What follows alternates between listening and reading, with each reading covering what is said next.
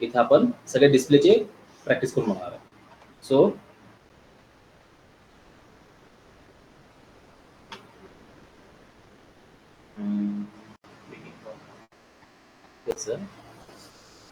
Loosely binding साठी आपल्याला strongly binding काय करू आपण,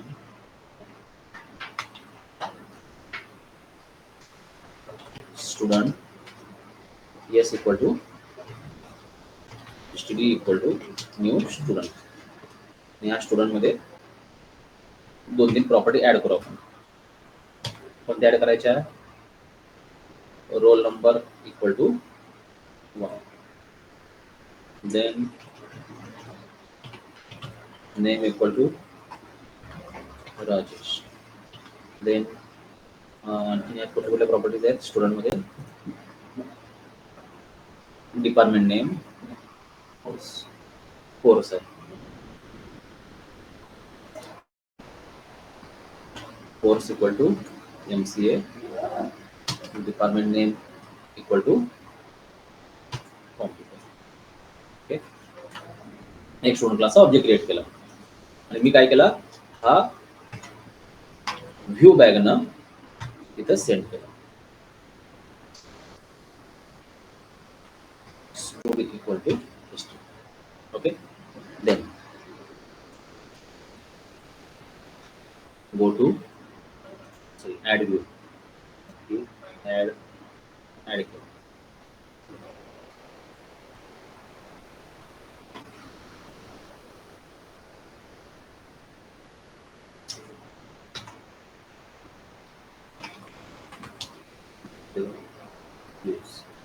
आता इथं आपण काय करू,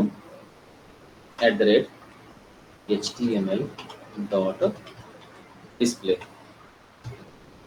इन ब्रॅकेट. आता इथे आपल्याला समजा एखादा व्हेरिएबल डिक्लेअर करायचा, रोल नंबर. हा एक्झिक्यूट केला. आता इथं काय होतं बघा, आता हा जो आपण रोल नंबर दिलाय तो तिकडे कसा शो होतो बघू आपण. डबल कोट मध्ये आपण प्लेन स्ट्रिंग घेऊन टाकले, त्याला डिस्प्लेला स्ट्रिंग पास करावं लागतं आपल्याला. त्याच्यामध्ये फक्त तो टेक्स्ट जो तुम्ही स्ट्रिंग मध्ये टाईप करणार आहे तो तुमच्या पेजवर डिस्प्ले होऊन जाईल. Okay,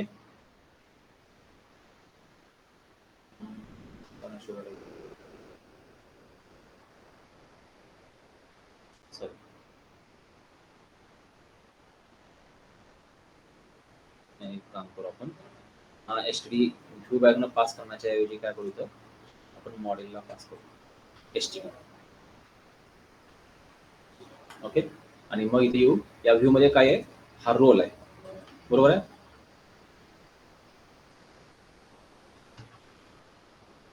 role ROW, sorry ROW spelling बरोबर ना.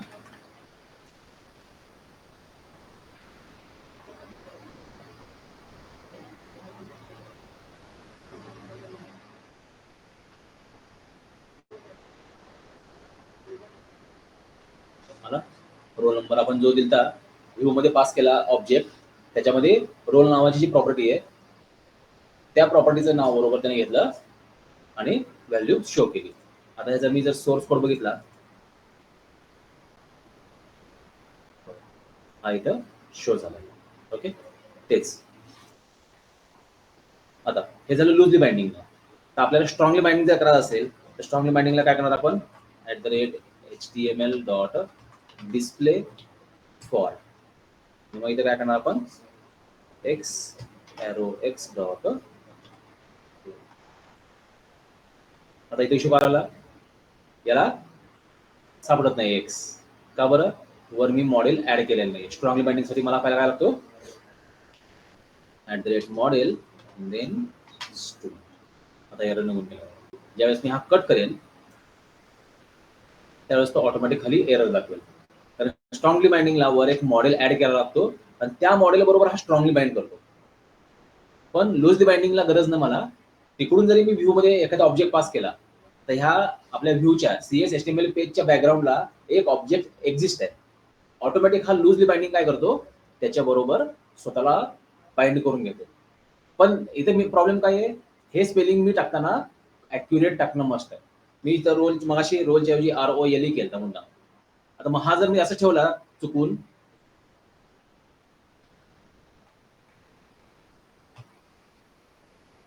तर आपल्याला आउटपुट मिळणार नाही. This is a drawback of loosely binding. Loosely binding वापरायला सोपं आहे, परंतु डेटा सेंडिंग रिसिव्हिंग करताना आपल्याला खूप केअरफुली कोड लिहावा लागतो, चुकून चालणार. हा आलेला आहे तो आपला ऍक्च्युली ह्याच्याकडून आलेला आहे, ह्या रोलकडनं. रोल नंबर रोल दिला.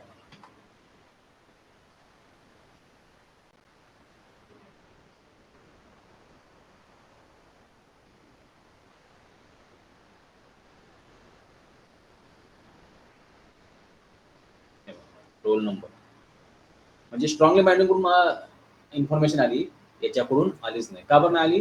कारण स्पेलिंग मिस्टेक आहे. आणि याने मला काही हेल्प नाही केली किंवा प्रॉम्प्ट नाही केला, this is a wrong spelling or not exist, काहीच सांगितलं नाही. Because this is a loosely binding. This is limitation or drawback of a loosely binding. मग हे जर स्पेलिंग आपण परफेक्ट टाकलं, तर आता मात्र हा परफेक्टली काम करेल. ओके, समजतोय? डिस्प्ले फॉर कळाला. बाकीचं वर्किंग सेमच आहे. तो बॅकला परत डेटा, आता हा काय होतो, प्लेन टेक्स्ट इन्फॉर्मेशन शो करतोय, त्यामुळे हा डेटा काय माघारी रिटर्न करण्याची गरज नाही. आपण माघारी घेऊन जाणार नाही, फक्त डिस्प्ले पर्पज ओनली आहे. जे फक्त आपल्याला स्टॅटिकली डिस्प्ले करायचं आहे इन्फॉर्मेशन, तीच फक्त डिस्प्ले फॉर्म आपण शो करणार. माघारी रिसिव्ह सेंड होणार नाही ती इन्फॉर्मेशन. पण डिस्प्ले फॉर वापरायचा नाही ना, एडिटर फॉर वापरायचा. तुम्ही लेबल कंट्रोल वापरताय HTML मध्ये, सगळ्यांना लेबल माहिती आहे. लेबल टॅग, त्याचं काम काय आहे? डिस्प्ले करणं. तिथून व्हॅल्यू मी ऍक्सेप्ट करतो का युजरकडनं? नाही. त्याचं डिझायनिंगच का, इन्व्हेन्शन का केलं गेलंय? Only show information to user for read only purpose. तसं डिस्प्लेचं काम काय आहे? Only read only purpose, display information. Accept करायचे, we need input tags. So for that purpose, different input tags are provided or editor for is provided. Editor for न पण काय होतं, तुमचे इनपुट टॅग क्रिएट होतात. जे काही इनपुट टॅग म्हणजे तुमचा text box, radio button, check box, जे काही व्हॅल्यू इनपुट करणारे टॅग आहेत, सगळे तुम्हाला क्रिएट करून मिळतात. त्याच्यातून डेटा तुम्हाला माघारी सेंड केला जाईल टू सर्व्हर साइड. समजतोय? So stop. डिस्प्ले समजला, डिस्प्ले फॉर समजला. सेम याप्रमाणे बॉडीला कॉपी करतो मी, पेस्ट करतो. आणखी कुठले होते दोन? आता हा वाला डिस्प्ले नेम बघू आता. Display name. आता हा डिस्प्ले नेम काय करतो? डिस्प्ले डिस्प्ले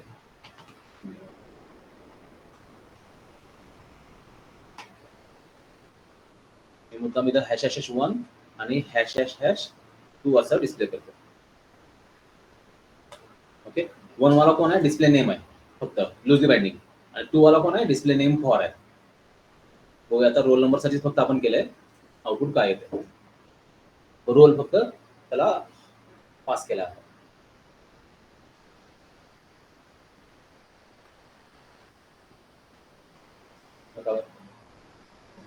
जो का तुमचं व्हेरिएबलचं नाव आहे ते आलंय.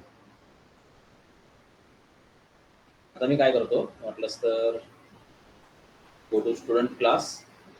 हा आपला काय आहे? डीईपीटी नेम आहे. ओके, इथे आलो आपण, डीईपीटी नेम दिलाय कॉम्प्युटर. आता हे नेम काय करू आपण या ठिकाणी वापरून बघू. For a display as well as a display for and a display name and display name for DEPT name.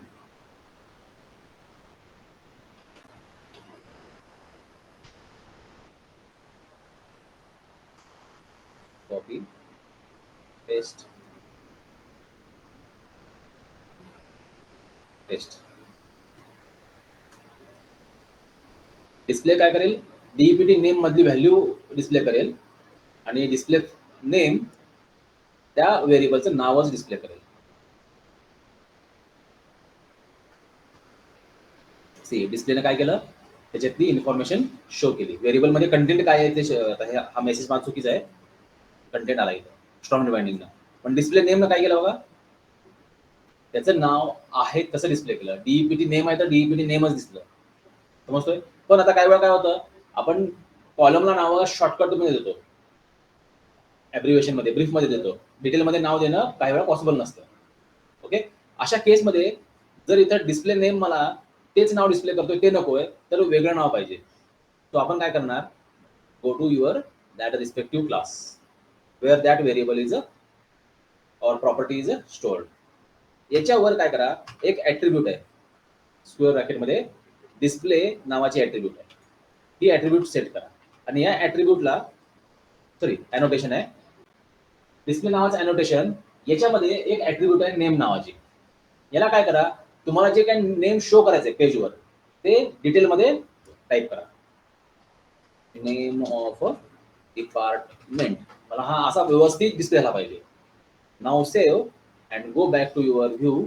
आता इथं काही चेंज करायची गरज नाही मला, ऑटोमॅटिकली काय होईल, this display name for and that display name हे काय करतील, हा जो माझा व्हेरिएबल आहे, प्रॉपर्टी आहे, त्याच्यावर जे अॅनोटेशन आहे, ह्या अॅनोटेशन मधून कुठे गेला तो, इथे इथून तो नेम उचलेल. आता तो ओरिजिनल नाव उचलणार नाही, कुठून उचलणार, इथून. आणि मग हे नेम ऑफ डिपार्टमेंट आपल्याला शो होऊन जाईल. मग अशी बघा, प्रिव्हियस पेज असं आहे, काय दिसतंय, डीईपीटी नेम दिसतंय. तर नवीन मध्ये काय दिसतंय बघू, बघा बघा. व्हॅल्यू तुम्हाला प्रॉपर मिळाल्या, कॉम्प्युटर नेम मध्ये काय झालं, आपण जे काही नेम आपल्याला as per hour requirement show करायचे पेजवर ते दिसलं, name of department, name of department. तुम्ही जे काही चाल ते प्रॉपर शो होऊन जाईल. पण बॅकेंडला मात्र काय काम करणार आहे, डीईपीटी नेमच काम करणार आहे विथ युअर डेटाबेस इंटरॅक्शन, समजलं. त्यामुळे तिथं आपल्या कोडला काहीही इश्यू होणार नाही, प्रॉब्लेम येणार नाही. आता हे युजरला रिडेबल फॉर्मॅटमध्ये, व्हॉट इज अ डीईपीटी नेम आपल्याला माहित आहे बिकॉज वी आर डेव्हलपर, पण समोरचा युजर डेव्हलपर नाही ना, टेक्निकल त्याला नॉलेज काहीच नाहीये, तो कन्फ्युज होऊ शकतो. So in that case we use a proper name to our form controls.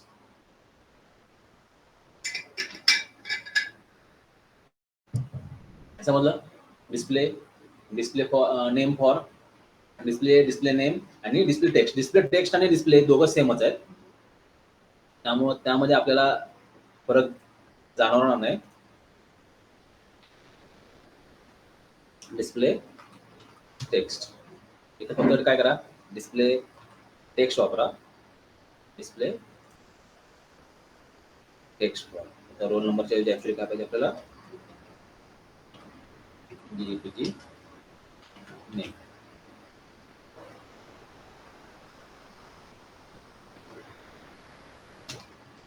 मी काल तुम्हाला सांगितलं @च्या नंतर तो इथं पुढे तुम्ही जर प्लेन टेक्स्ट टाईप केला एरर येईल, पण याच्या आधी जर टाईप केला एरर येणार नाही. कारण काय होतं, तुमचा जो रेझर व्ह्यू इंजिन आहे तो काय करतो, रेझर सिंटॅक्स पासून तुमचा सिंटॅक्स कन्सिडर करायला सुरुवात करतो.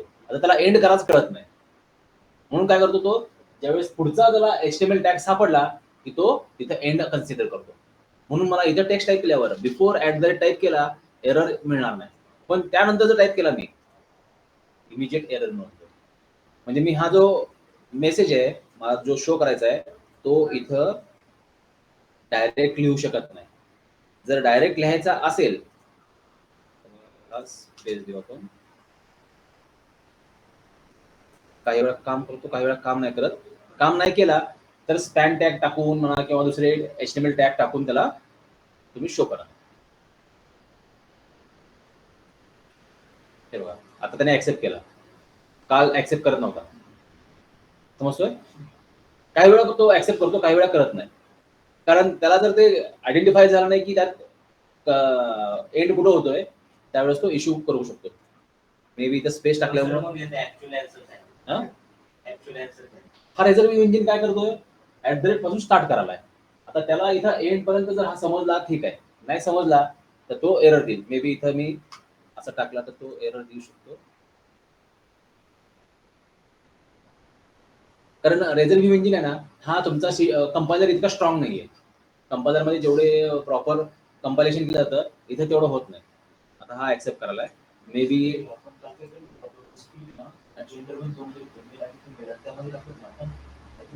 HTML dot text box for text box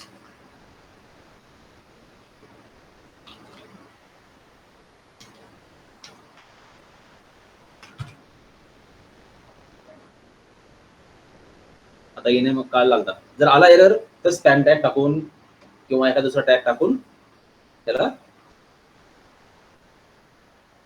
तो एरर सॉल्व्ह करून टाका किंवा रिमूव्ह करून टाका.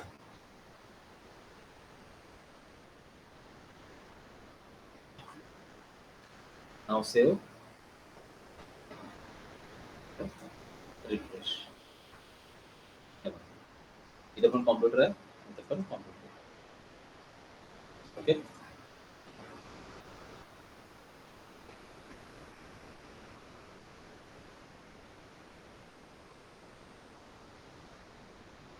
हे समजलं डिस्प्लेचं काम. आता डिस्प्ले मधला लास्ट राहिलाय डिस्प्ले फॉर मॉडेल. ओके,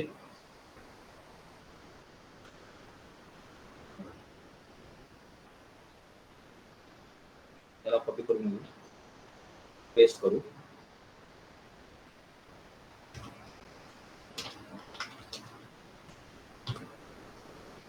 आता इथं डिस्प्ले फॉर मॉडेलला वापरताना हे काय वापरायची गरज नाही आपल्याला.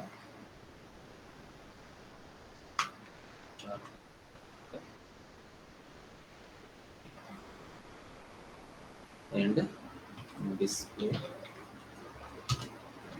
For model. हा जो डिस्प्ले फॉर मॉडेल आहे या डिस्प्ले फॉर मॉडेलला आपल्याला बाइंडिंग करायची गरज नाही, कारण हा ऑटोमॅटिकली तुमच्या मॉडेलला स्वतःला इंटरनली बाइंड करतोय आणि सगळ्याच प्रॉपर्टी बरोबर तो स्वतःला बाइंड करून देतोय. त्यामुळं हा डायरेक्टली काम करेल. बाकीचे जिथं फॉर येतोय तिथं आपल्याला त्या स्पेसिफिक व्हेरिएबलचं नाव द्यायला लागायचं. आता इथं गरजच नाही का, तुमच्या मॉडेलमध्ये सगळेच व्हेरिएबल ऍट अ टाइम उचलायला लागलाय, जेवढे असतील तेवढे. हे बघा इथं मी स्पेसिफिक वापरतोय, इथे मात्र बघा त्याने रोल नंबर घेतला त्याची व्हॅल्यू दिली, नेम घेतला त्याची व्हॅल्यू दिली. मराठी आता तो बुलियन आहे त्यामुळे त्याने इथं चेकबॉक्स दिला, पण हा रीड ओनली आहे त्यामुळे मला हा मॉडिफाय करता येत नाही. English, Hindi, gender. तर जेंडर आणि कोर्स मी मॉडेल्स क्लासमध्ये एवढे प्रॉपर्टी असतात सगळ्या.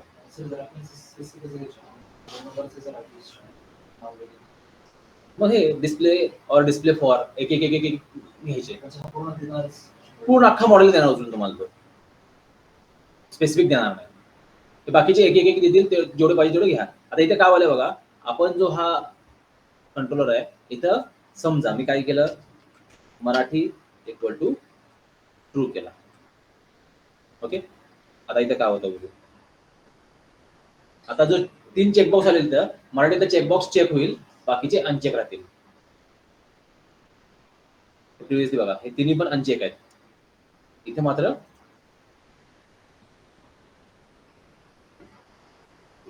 दिसतोय ब्लर मध्ये चेक झालेला, म्हणजे this is only read only page.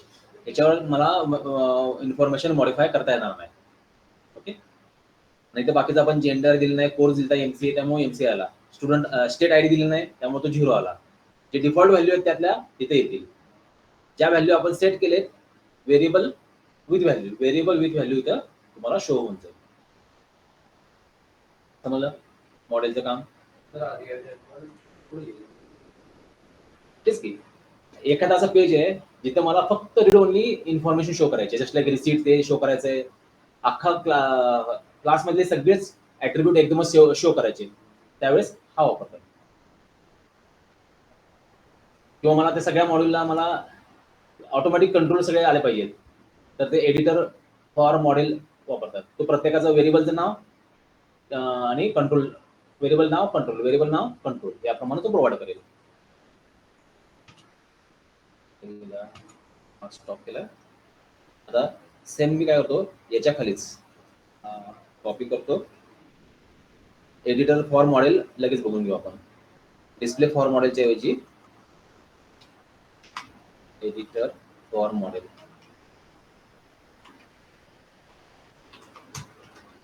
Editor for model. Display for model काय केला, रीड ओनली फक्त सगळे शो केला. आता एडिटर फॉर मॉडेल काय करेल, प्रत्येक प्रॉपर्टीसाठी रिस्पेक्टिव्ह कंट्रोल टॅग क्रिएट करेल एडिटरनं. रोल नंबर काय आहे चेक करा आपल्याकडे. रोल नंबर हा इंटिजर टाईपचा आहे, त्यामुळे त्याने जो टेक्स्ट बॉक्स दिलेला आहे हा टेक्स्ट बॉक्स फक्त इंटिजर व्हॅल्यू ऍक्सेप्ट करतो. बघा ते दिसतंय. मी इथे जर अल्फाबेट टाईप करायला गेलो, अल्फाबेट तो ऍक्सेप्ट नाही करत. This text box is accepting only numerical value. Number टाकला ऍक्सेप्ट करेल, alphabets not accepting. Why? Because input tag मध्ये पण टाईप प्रॉपर्टीज आहे. बघा right button click, go to page source, see कुठे गेला,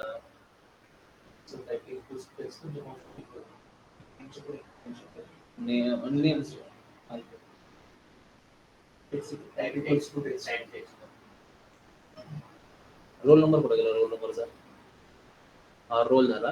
टेक्स्ट सिंगल लाईन, याचा टाईप कुठे बघा, तो आयडी रोल आहे. See type of roll number is a number. त्यामुळे तो फक्त न्यूमरिकल व्हॅल्यू ऍक्सेप्ट करणार आहे, टेक्स्ट व्हॅल्यू ऍक्सेप्ट नाही करणार. आता मागास मी तुम्हाला सांगितलं एचटीएमएल जे ऍट्रिब्यूट्स आहेत, ज्याला म्हणतो प्रॉपर्टी म्हणतो आपण, त्यांचा सिक्वेन्स मॅटर करत नाही. फक्त टॅगचं नाव पहिला आलं पाहिजे अँग्युलर ब्रॅकेटमध्ये, टॅग नेम, त्यानंतर ज्या ऍट्रिब्यूट तुम्हाला सेट करायचे पहिला दुसरा तिसरा, सिक्वेन्स डझंट मॅटर. त्यामुळे याने काय केलं बघा, ह्याचा टाईप लास्टला टाकला आणि खालच्या टेक्स्ट बॉक्सचा टाईप पुढे घेतला. It will work perfectly, there is no issue. पण काय आहे, टाईप इज अ नंबर. आणि इथं मात्र काय आहे, खाली इनपुट टाईप सी, इथे मात्र टेक्स्ट आहे. त्यामुळे तो टेक्स्ट सारखा बिहेव करणार आहे. टू नेम वाला हा न्यूमरिकल पण ऍक्सेप्ट करेल आणि टेक्स्ट पण ऍक्सेप्ट करेल. आता मराठी, हिंदी, इंग्लिश वर कसे होते, रीड ओनली होते. ते बुलियन आहेत ना, ते बुलियन असल्यामुळं व्हॅल्यू तो येतो चेकबॉक्स येतो ऑटोमॅटिक. त्यामुळे इथे सगळे चेकबॉक्स येतील. आता जेंडरसाठी मात्र काय आला, टेक्स्ट, कारण त्याची प्रॉपर्टी काय आहे, डेटा टाईप स्ट्रिंग आहे. त्यामुळे त्याने बाय डिफॉल्ट स्ट्रिंग साठी टेक्स्ट बॉक्सेस प्रोव्हाइड केला. समजलं? Course MCA, state ID, again it is integer type. कुठे गेला, हा इंटिजर टाइप.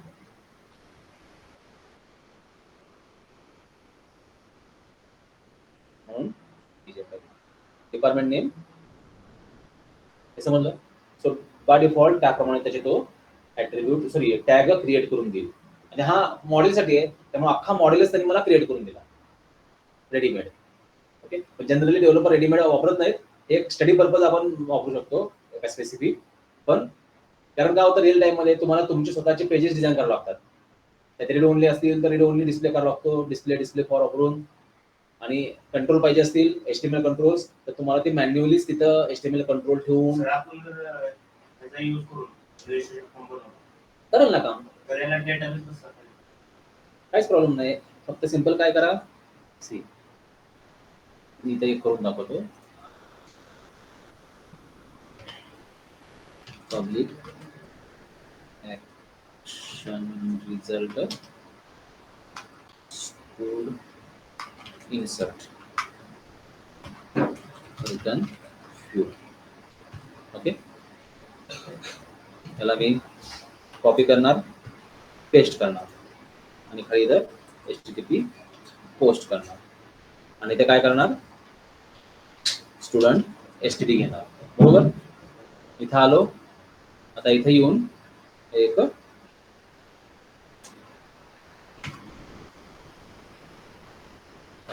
आता इथून का पास करायची गरज नाही आपल्याला. ऍड व्ह्यू करू, एम्प्टी घेऊ. वर मी घेणार इथं मॉडेल स्टुडंट आणि इथं मी काय करणार फक्त using double tab html dot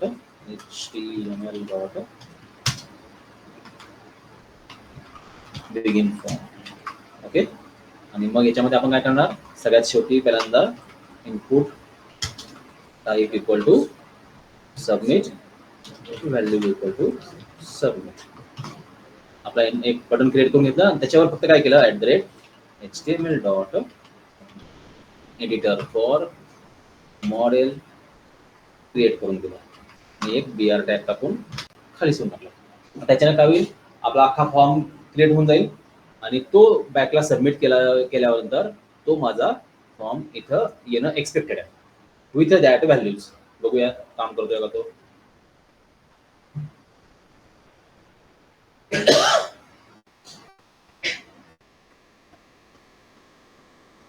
बाकीचे व्ह्यू मी क्लोज करून टाकलो.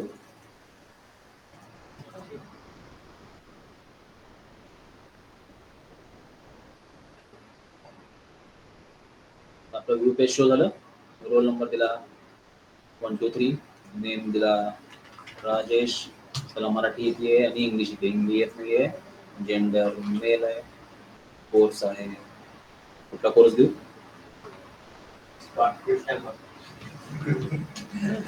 शॉर्टकट फुल स्टॅक वाला मारतो का, नेम ऑफ डिपार्टमेंट कुठलं देऊ,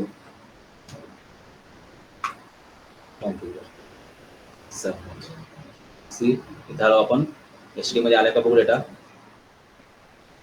कोर्स फुल स्टॅक आहे, डिपार्टमेंट नेम कॉम्प्युटर आहे, इंग्लिश ट्रू आहे, जेंडर मेल आहे, हिंदी फॉल्स आहे, मराठी ट्रू आहे. त्याला हिंदी येत नाही मागे सांगितलं आपण. त्यानंतर नेम आहे राजेश आहे, रोल नंबर 1 2 3 आहे आणि स्टेट ID 1 आहे. That's enough for to insert record. फक्त काय होतंय, इथं शो होताना ते या फॉर्मॅटमध्ये होतं. याला तुम्हाला फक्त फॉर्मॅटिंग थोडं बदलावं लागेल. याला पण काहीतरी मला वाटतं बुटस्ट्रॅपचे टेम्पलेट्स अप्लाय करता येतात बॅकएंडला. मग एकदा ते नेटवर बघावं लागेल की ते टेम्पलेट अप्लाय करून त्याची पोझिशन बदलून करून काय काय येते करायला. ओके. म्हणजे याचा यूज करून मग तुम्ही क्रूड ऑपरेशन करू शकता only for study purpose. Real time मध्ये डेव्हलपर असे वापरत नाहीत. ते काय करतात, स्वतःचे पेजेस स्वतः प्रॉपर डिझाईन करून वापरतात. कारण हे रिस्पॉन्सिव्ह काम करेल का नाही याची गॅरंटी नाही, पण त्यासाठी थोडे एफर्ट जास्त घ्यावे लागतील. ओके. काय करू शकतो आपण आता, इतर डेटा आलाय म्हणजे काय आहे, याच्यामध्ये आपण क्रूडचं ऑपरेशन कोड लिहिणार, इन्सर्टचा संपला, इन्सर्ट होऊन जाईल.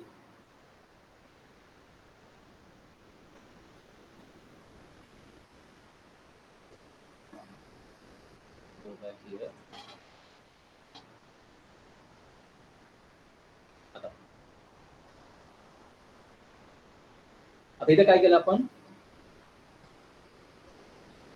एडिटर फॉर वापरला मॉडेल. आता मला एडिटर फॉर मॉडेल वापरायचं नाहीये, तर आपल्याला काय करायचं आहे, स्पेसिफिक कंट्रोल वापरायचे. सो आपण काय केलं इथं, @HTML डॉट डिस्प्ले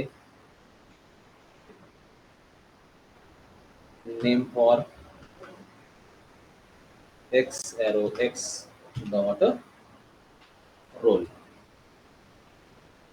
देन पुढं काय केलं, @HTML आता इथे इश्यू करायला का, @HTML डॉट एडिटर और एडिटर फॉर रोल. आता काय होईल, आता हा तो रोल प्रमाणे इंटिजर प्रमाणे कंट्रोल तुम्हाला स्पेसिफिक क्रिएट करून देईल. कॉपी पेस्ट पेस्ट 3 व्हॅल्यू घेऊ आपण, एक roll, then name and department name.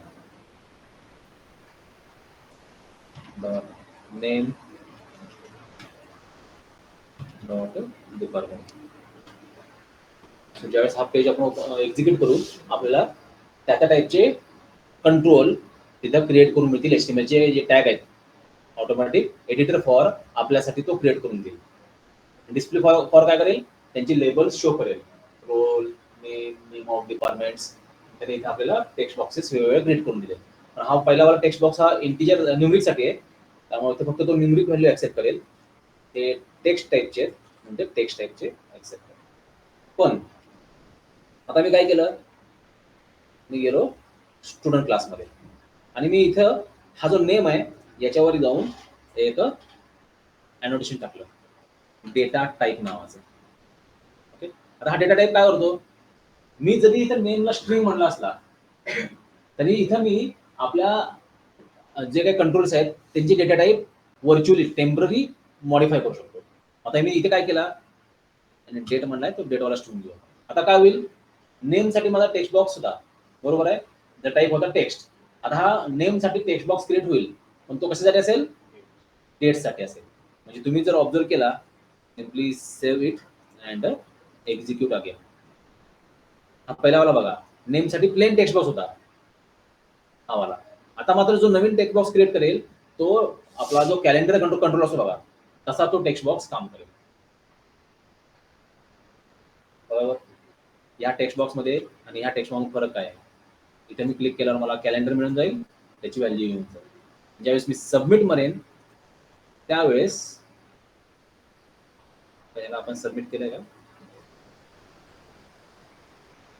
Submit केलंय, बिगिन फॉर्म, ब्रेक पॉईंट काढला आपण ना, रोल नंबर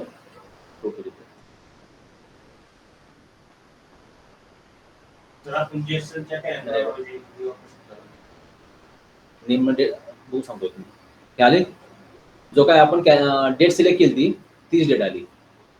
जे काही डिपार्टमेंट घेतलेला आहे, रोल घेतलेला आहे, ॲज स्ट्रिंग फॉर्मॅट मध्ये काही प्रॉब्लेम नाही. बघू आपण इथं, go to student, add one property, PROP double tab. आता इथं डेट टाइम, तुम्ही जर इथं डेट टाइम घेतला असेल, इथे डेटा टाइप काय येतो, डेट टाइम येतो. ओके, आणि मी इथं काय म्हणलं, स्टुडंटची डेट ऑफ बर्थ घेतली, DOB. ओके, सेव्ह केला, बॅक इथं आलो, परत ह्या कोडला कॉपी केला, पेस्ट केला, आणि इथं DOB म्हटला, इथे पण DOB म्हटला, सेव्ह आणि एक्झिक्यूट.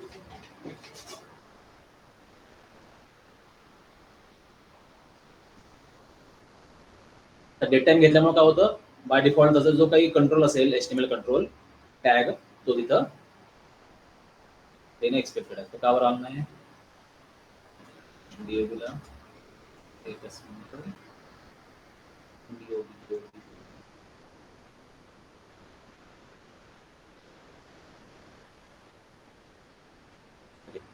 आणि डेट टाइमला त्यांनी दिलं नाही, मग इथं आपल्याला काय करावं लागेल, डेटा टाईप कोलन, इथं सॉरी डॉट, तर यामध्ये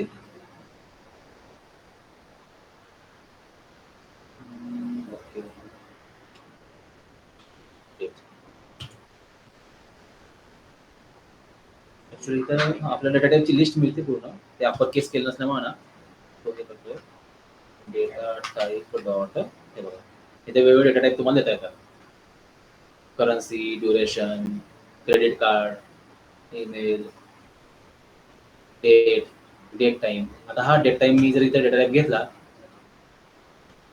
तर तो ऍक्च्युली याला पाहिजे होता, डेट टाइम डेटा टाइप त्यांनी बघून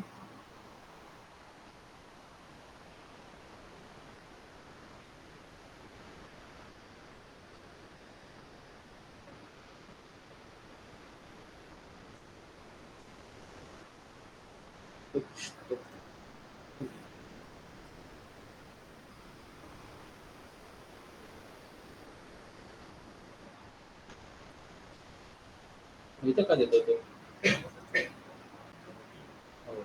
डेट टाइमला देत नाही का?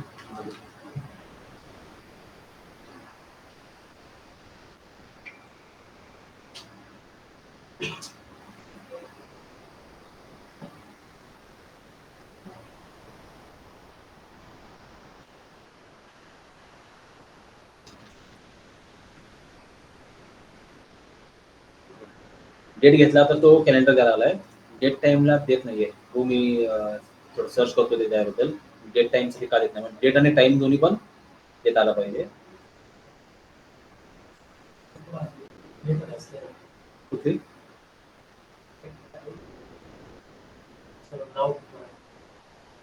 नावनं काय होतं, करंट डेट मिळते, म्हणजे सध्या सिस्टीमची काही डेट आहे ना ती मिळते. आपल्याला ते नाहीये, आपल्याला तो कंट्रोल आहे, टॅग आहे ना, तो डेट टाइम साठी काम केला पाहिजे, बिहेवियर तसं असलं पाहिजे, अशी रिक्वायरमेंट आहे.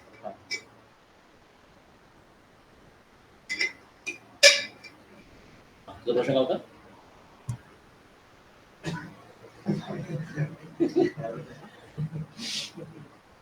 ते कॅलेंडर जेसनच्या ऐवजी वापरू शकतो आपण, ते जेसन वापरू वापरू शकतो, काय प्रॉब्लेम नाही, चालतं.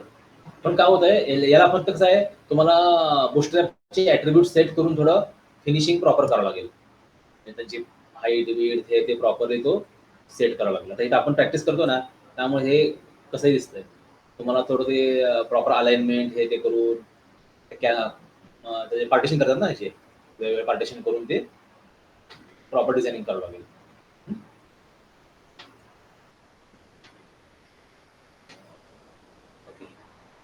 एडिटर फॉर समजला काम कसं करतोय,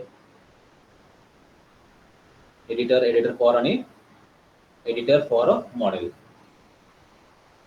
येस ऑनलाईन स्टुडंट, यात कोणाला डाऊट आहे का? Asif, no sir.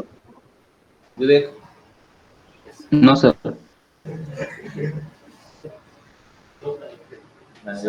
आपण आता हा DB फर्स्ट पहिली डेटाबेस म्हणून घेतला, इथं आपण त्याचे टाइप व्हर्च्युअली चेंज केलं, तर नंतर का इसमें एरर नाही आला जाताना काय होतं, आता हा जो डेटा कलेक्ट होईल ना, हा कलेक्ट होणारा डेटा कुठे जातो, तुमच्या ह्या स्टुडंट क्लासच्या ऑब्जेक्टमध्ये, पण त्याच्या ओरिजिनल डेटा टाईपच्या फॉर्मॅटमध्ये जातो. मग मी काय केलं, नेमसाठी डेटा टाईप काय घेतलाय, डेट घेतलाय, पण नेम कसा असणार आहे, स्ट्रिंग मध्ये. मग तो डेटा आहे ना, स्ट्रिंग फॉर्मॅटमध्ये डबल कोर मध्येच गेलाय, त्यामुळं त्याचे रूल्स ब्रेक नाही होत. जर रूल ब्रेक झाले त्यावेळेस मात्र तो एक्सेप्शन थ्रो करतो. आता हेच बघा, मी ते रोल आहे, या रोलला मी काय केला, याचा डेटा टाईप चेंज केला, data type in bracket data type dot URL घेतला. ओके, आता दिसताना काय होईल, रोल नंबर हा माझा URL फॉर्मॅट मध्ये दिसेल. ओके, पण ज्यावेळेस मी सबमिट करेन त्यावेळेस प्रॉब्लेम यायची शक्यता आहे.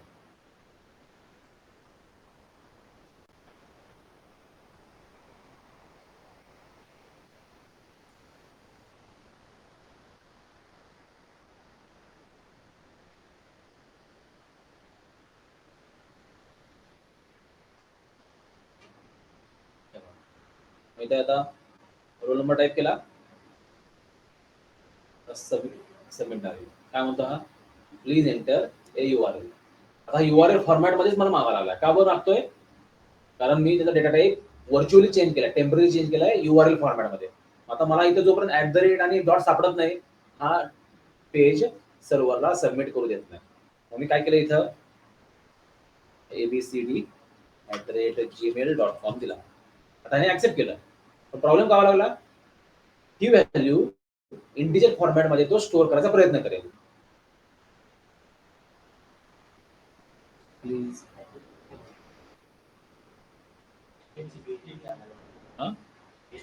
हो, URL ना ते, मी सॉरी जीमेलचा फॉर्मॅट www.gmail.com ते पण टाकावं लागेल का?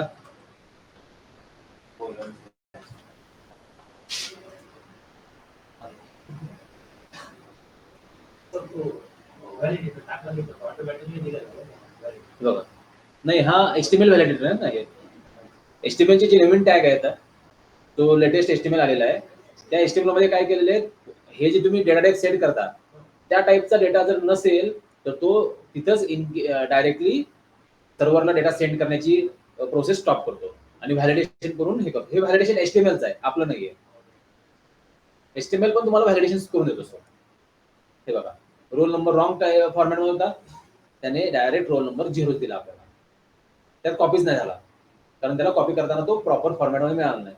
सो हा डेटा आता डेटाबेसकडे जाणारच नाही, रोल नंबर बाय डिफॉल्ट तिकडे 0 म्हणून जाईल. आता तिथं काय केलंय तुम्ही, कसे कस्टम्स सेट केलेत, 0 अलाउड केलाय नाही केला. आता हा जो रोल आहे इंटिजर टाईपचा आहे, त्यामुळे बाय डिफॉल्ट आला तो 0 आला.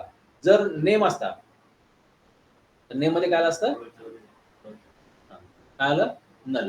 आणि समजा मी तिथं कन्स्ट्रेंट सेट केलेलं आहे नल नॉट अलाउड, प्रॉब्लेम काय होईल, क्वेरी तिथे फायर होणार नाही, तिकडलं एक्सेप्शन परत माघारी येईल इकडे माझ्याकडे. समजतोय? म्हणजे बिहेव प्रॉपर करेल का नाही गॅरंटी नाहीये मला. जर डेटा त्याच्या फॉर्मॅटमध्ये असेल एसक्यूएल ऍक्सेप्ट करेल, त्याच्या स्वतःच्या फॉर्मॅटमध्ये नसेल, म्हणजे त्याचा टेबल आहे, नेम स्ट्रिंग टाईपचा आहे, रोल नंबर इंटीजर टाईपचा आहे, त्या फॉर्मॅटमध्ये आला असेल त्याच्या कन्स्ट्रेंटच्या रूल प्रमाणे he will accept that data, he will insert data, update data, do all operation. पण आलेला डेटा फॉर्मॅटमध्ये नसेल ही विल रेज एक्सेप्शन. समजतोय? त्यामुळे डेटा तुमचा प्रॉपर येईल का नाही गॅरंटी नाहीये.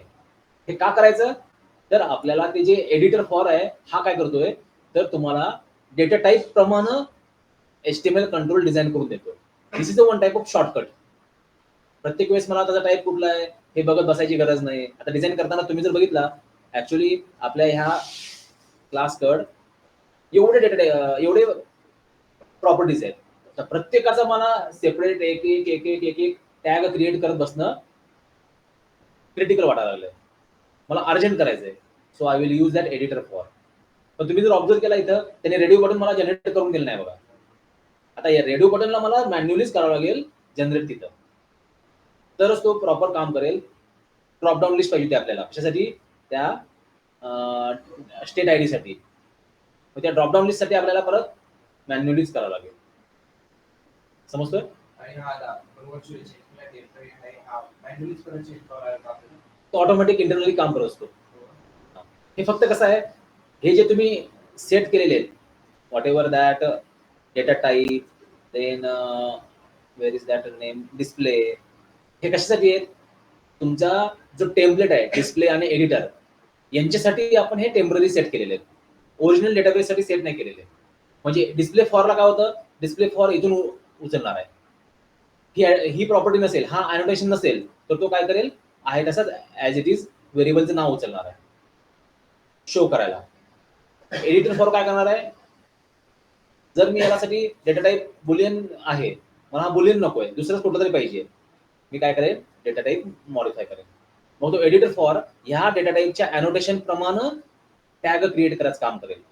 त्याच्यात डेटा व्यवस्थित आलाय नाही आलाय ते त्याचं तुमचं काम, मला माहित नाही, मी आलेल्या त्याच्याप्रमाणे क्रिएट करून देणार. समजतो? तो त्यांचं काम काय आहे, use only this data type virtual either this if provided or directly original data type and generate HTML tag. हे एक टेम्पलेट आहे, टेम्पलेट त्याच्या स्टँडर्ड प्रमाणे ते काम करणार, त्याचे रूल ठेवलेले आहेत त्याप्रमाणे ते डिझाईन करून देणार. जसं तुम्ही एखादा फॉर्म डिझाईन करण्यासाठी टूल वापरता पेजेस डिझाईन करण्यासाठी, ते भरपूर कॅनव्हास किंवा कॅनवा नावाचं एक मार्केटमध्ये फेमस आहे सध्या ॲप आणि त्याचं वेबसाईट, त्याच्यावर तुम्ही वेगवेगळे photos, pages, web pages design करू शकता. ते काय केलेलं असतं, त्यांच्याकडे रेडीमेड काही तिथे टेम्पलेट असतात बघा, ते वापरले काय होतं, आहे तसा तिथं येतो, त्यामध्ये तुम्हाला फक्त मॉडिफिकेशन थोडंफार as per your requirement, major or minor modification करायचं असतं. पण ते आयतं करून ठेवलेलं आहे ना, तसं हे तुम्हाला आयतं रेडीमेड करून ठेवलेलं आहे. त्यात तुम्हाला पाहिजे तसे मॉडिफिकेशन तुम्ही करा. ओके, आणखी काय doubt? Now back to our that previous CRUD operation.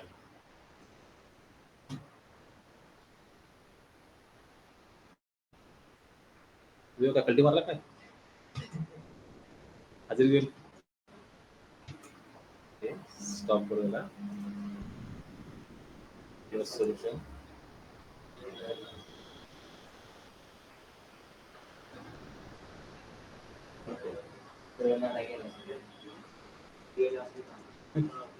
Place होत ना तो पण प्लेस झाल्यावर मग इथं समोर मागायची ताट मिळत आहे, त्यामुळे प्लेस व्हा नाही तर देणं नावाचा आयुष्यभर.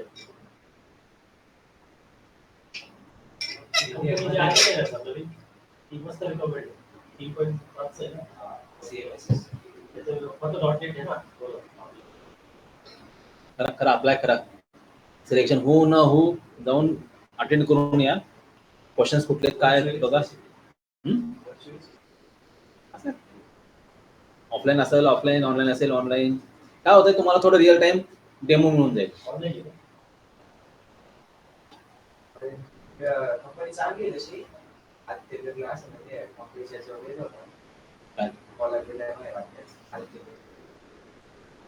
हा बरोबर. कंपनी चांगली होती वेबसाईट पाहिली त्यांची.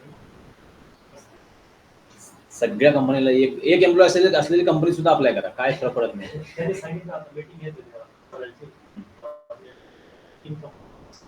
काय होतंय, फॅक्ट सांगायची म्हणजे तुमचं अकॅडमिक क्वालिफिकेशन तेवढं स्ट्रॉंग नाहीये. फॅक्ट सांगायची म्हणलं तर जर तुमचं तेवढं अकॅडमिक क्वालिफिकेशन स्ट्रॉंग असतं, तुम्ही जर मोठ्या एकदम रेप्युटेड कॉलेजमध्ये असता, तिथं मग एक मोठमोठ्या MNCचा एक ब्रँड असतो. आता हे कसं असतं, कॉलेज बॅकएंडला पैसा घालतो खूप, ते एक ब्लॅक हे आहे. ते कसं असतं, जे HR लोक असतात त्यांना खुश ठेवावं लागतं. जसं MR लोक डॉक्टरला खुश ठेवतात का, तर त्यांचं धंदा व्हावा म्हणून. कॉलेजचा धंदा कशावर आहे, प्लेसमेंटवर आहे. धंदाच म्हणावा लागेल तो. ऍडमिशन झालं तर त्यांना लाख 2-2 लाख 3-3 लाख रुपये फी मिळणार आहे, डोनेशन 5-5 लाख रुपये मिळणार आहे. मग हे काय करतात, जो मेन HR असतो कंपनीचा, हार्बिंजर, ॲक्सेंचर, TCS, त्यांना ऑन पेपर नसतं ते, पण बॅकएंडला त्यांना भरपूर ते फॅसिलिटी देतात, भरपूर त्यांना पैसे देतात, आयफोन देतात. एवढे आमचे स्टुडंट सिलेक्ट कर, तुला iPhone 16 देतो घेऊन गिफ्ट मध्ये दिवाळीला. कंपनी त्यांना बोलत आहे याचा सेल्फ प्रोड्यूस आहे. तुम्हाला माहिती होतं आतापर्यंत, आता हे असं चालतंय म्हणून. मी प्लेसमेंट ऑफिसर म्हणून काम केलं म्हणून मला माहित आहे. मी काम केलं नसतं मला माहित होतं. मी म्हणलो सॉरी बापरे, कंपनी आली, कंपनी टॅलेंट बघून आली. टॅलेंट बिलेंट हा काही प्रकार नसतो. बऱ्याच वेळा काय होतं, कंपनी सिलेक्शन करते, ऑफर लेटर देते, स्टुडंटला जॉईन करून घेत नाही. ऑन होल्ड म्हणून वर्ड ऐकला असेल तुम्ही. काय असतं, कॉलेजला फक्त ऑफर लेटर घ्यायची, झेरॉक्स काढायची, आपल्या फाईलला लावून ठेवायची. नॅक युनिव्हर्सिटीची कमिटी आली, हे दाखवायचं, तो पोरगा जॉईन केलाय नाही केलाय काही संबंध नाही. पंच माझा झाला, एवढे 1000 स्टुडंट मधले 500, 600, 700 स्टुडंट प्लेस झाले. नॅक ॲग्रेडेशन मला A मिळालं, बस झालं. मी खुश, कंपनीचा HR खुश. जनरेट करायला किती लागतं खर्च त्याला, ऑफर लेटर जनरेट करायला 2-3 पैसे पण खर्च येत नाही. ऑटोमॅटिक त्यांचे सॉफ्टवेअर असतात, सॉफ्टवेअरमध्ये खट्ट करणं, सगळे ऑफर लेटर जनरेट होतात, मेल होऊन जातात. ते मेलची काहीच खर्च नाही त्यांना. कॉलेजने त्यांना त्यांचा परक दिलेला असतो, कंपनीकडनं पगार मिळतो, PA DA खाण्यापिण्याचं सगळं मिळतं, सगळेच खुश, स्टुडंट पण खुश. मी होल्डवर आहे.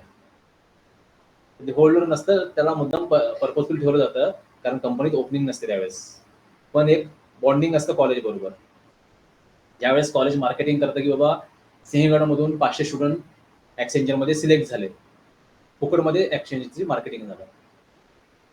मग ॲक्सेंचर जगाला दाखवतात की बाबा बघा, आम्ही 500 स्टुडंटना सिलेक्ट केलेलं आहे. We have that much strength, so give me 500 crore 600 crore project.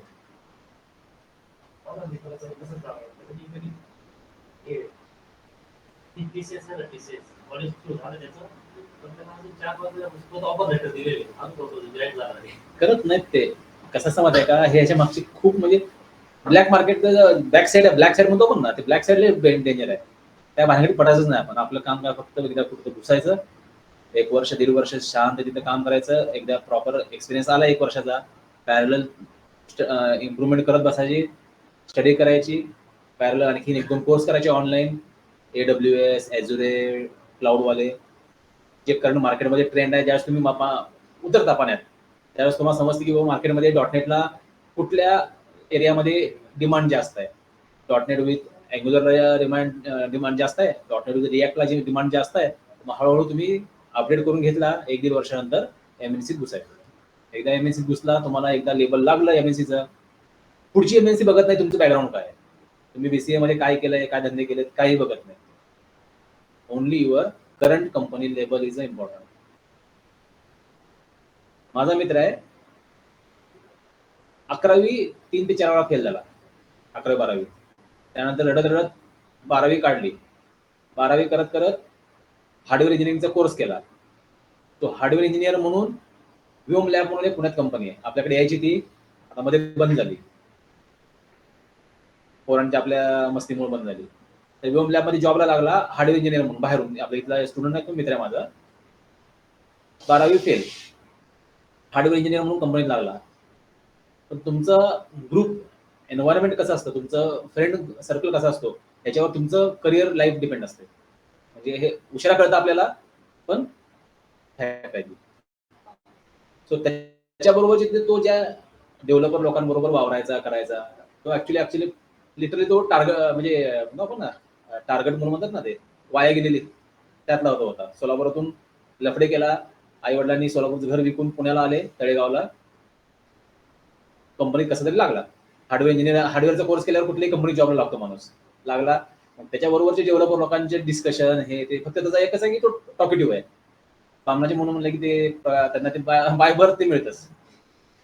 तो काय झालं, त्यांच्याबरोबर राहून राहून तो जेवायला हे ते फिरताना हे ते त्यांच्याकडनं कळालं की बाबा ॲझुरे AWS चा कोर्स फ्युचर आहे.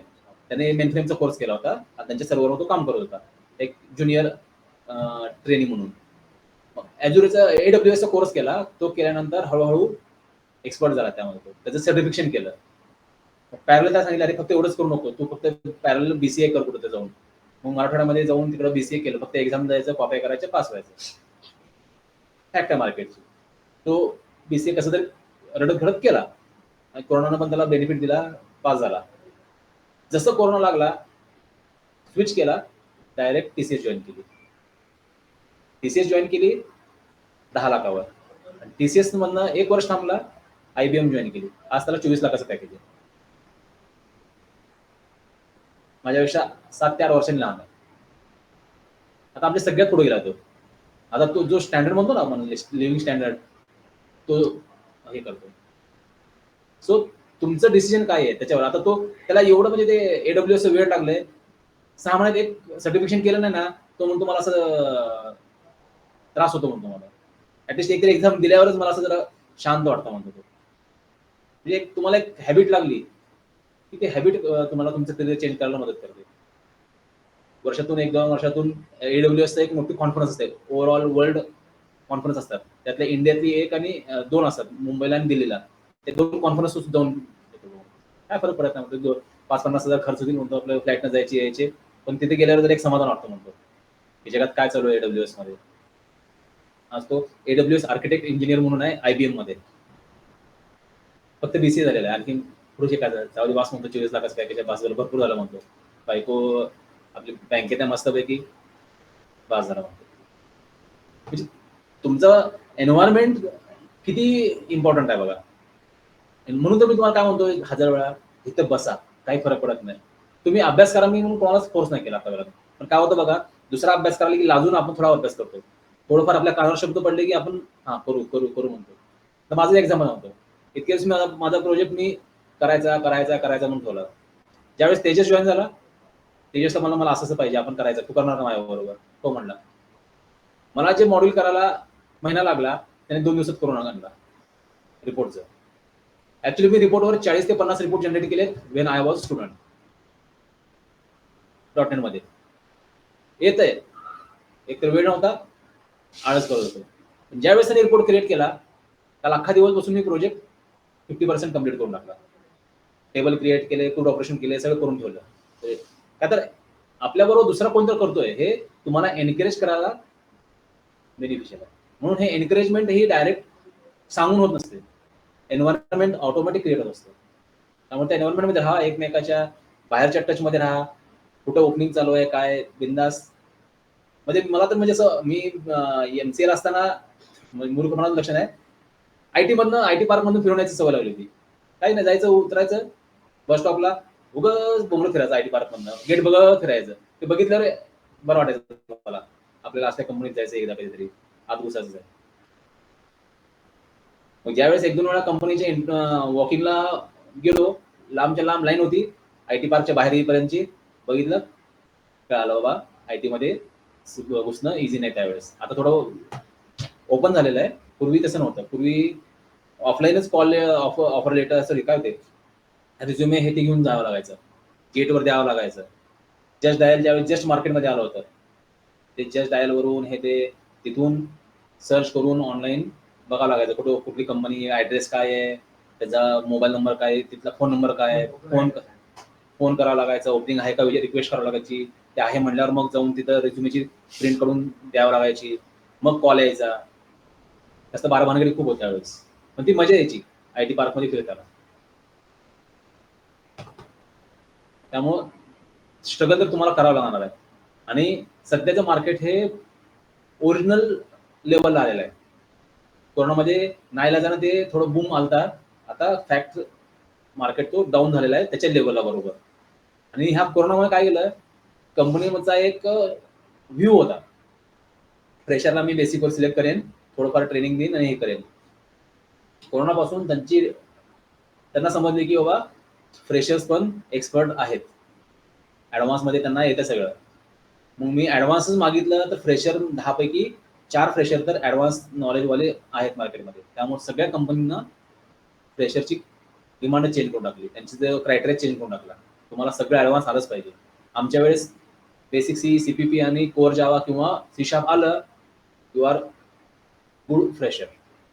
मग आम्ही तुम्हाला स्ट्रट, सायबरनेट हे ते शिकू, ॲडव्हान्स शिकू, सगळं करू. आता कंपनीत वेळच नाही, पहिल्या दिवसापासून तुम्हाला ते कामाला होतं. हार्डली 1 महिना 1.5 महिना तुम्हाला ते अंडर एखाद्या एक्सपर्टच्या ठेवतात, त्यात तुमचं परफॉर्मन्स बघतात, चांगला वाटला ठीक आहे ना जागा ती 1 महिन्यात 2 महिन्यात, चांगला वाटला चल एक प्रोजेक्टवर अंडर गायडन्स. 6 महिने झाल्यानंतर मग तुम्हाला इंडिपेंडेंट प्रोजेक्ट टाकतात ते.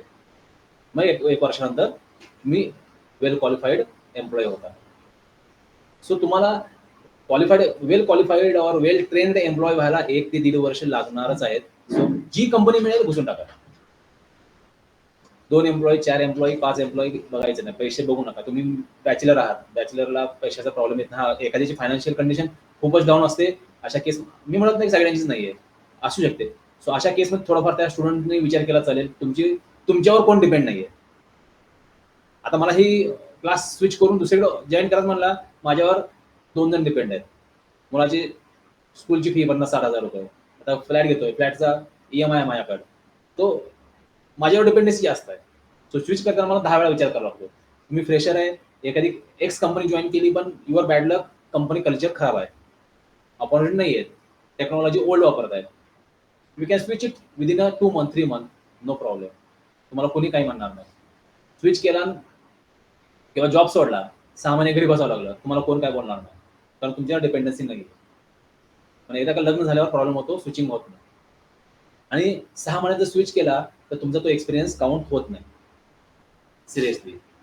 मग 1-1.5 वर्षानंतरचा एक्सपिरियन्स हा सिरियसली काउंट होतो कंपनीकडून. त्यामुळं कुठल्याही कंपनीला जिथं अपॉर्च्युनिटी मिळेल बिंदास घुसा. फक्त टेक्नॉलॉजी कॉम्प्रोमाइज करू नका. चांगली कंपनी आहे, पॅकेज चांगला आहे, सॅलरी चांगली आहे म्हणून मी डॉटेडमध्ये मला करिअर करायचं होतं, पण मी PHP सिलेक्ट केला, इझी आहे. पायथॉन सिलेक्ट केला, त्यातच तुम्हाला आयुष्यभर घासावं लागणार आहे. 1% फक्त टेक्नॉलॉजी स्विच करू शकतात, पण तेवढे गट्स पाहिजे तुमच्यात. 99% स्विच करू शकत नाही, स्विच करू दिलं जात नाही. जरी त्या कंपनीत त्या दुसऱ्या टेक्नॉलॉजीवर, तुमच्या टेक्नॉलॉजीवर प्रोजेक्ट असला तरी तुम्हाला कंपनी इंटरनली स्विच नाही करू देत. का? तर तुमचं काम कोण करणार, तुमच्या जागेवर दुसरा कोण येणार. त्यामुळे हे खूप क्रिटिकल आहे आणि रिस्की आहे. टेक्नॉलॉजी बरोबर कॉम्प्रोमाइज नका करू. Compromise with your package, company structure and location. याला काही संबंध नाही आपला, फक्त आपला संबंध आहे टेक्नॉलॉजीबद्दल. टेक्नॉलॉजी माझ्या म्हणण्याप्रमाणे आहे, कुठं का असना मी जायला तयार आहे, अशी टेंडन्सी ठेवा.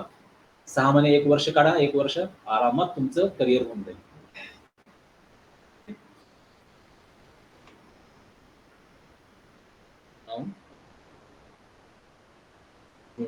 क्रेड ऑपरेशन. आता या क्रेड ऑपरेशन मध्ये आपण काय करूया, आपण हा मला जो ऍड एम्प्लॉई वाला बनवला होता त्यात इन्सर्ट केला, राईट. आता याचा कंट्रोलर कोण आहे बघू. याचा कंट्रोलर आहे एम्प्लॉई कंट्रोलर. त्याच्यात ऍड एम्प्लॉईचं काम केलं आपण. आता एडिट एम्प्लॉईचं काम करू. ओके, सो एडिटचं टास्क कशी करायची, एक इथं public action result edit EMP. आता आपल्याला फक्त आता मी सॅम्पल नाव देतोय, एडिट एम्प्लॉई हे ते तुम्हाला कळा म्हणून. पण आपण ज्यावेळेस प्रोजेक्ट करू त्यावेळेस ह्या ऍक्शन मेथडला नाव प्रॉपर द्यायचे, कंट्रोलर नाव प्रॉपर द्यायचं आहे. ओके, नाव. आता आपल्याला एम्प्लॉई एडिट करायचं आहे, राईट. सो आता दोन वे आहेत. तुम्ही जर स्टँडर्ड टेम्पलेट वापरला ते काय करतात, एक लिस्ट शो करतात. त्या लिस्टच्या एंडला बटन म्हणा किंवा ऍक्शन ऍक्शन लिंक दाखवतात. लिंक त्याला क्लिक केल्यावर त्याचा आयडी फेच करून त्याची इन्फॉर्मेशन ते शो करतात, मग एडिट करतात. समजतोय? सो आपण जर इथं एडिट करणार असेल, सर्च EMB म्हणू. ओके, इथं ऍड व्ह्यू, ऍड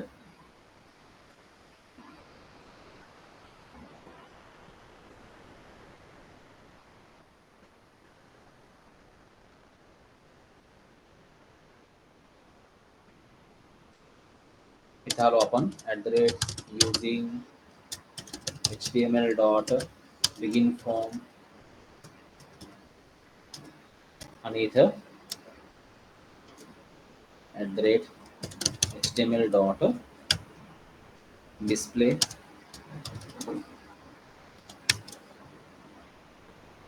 एक काम करू आपण इथं @model इनव्हेलेबल नको.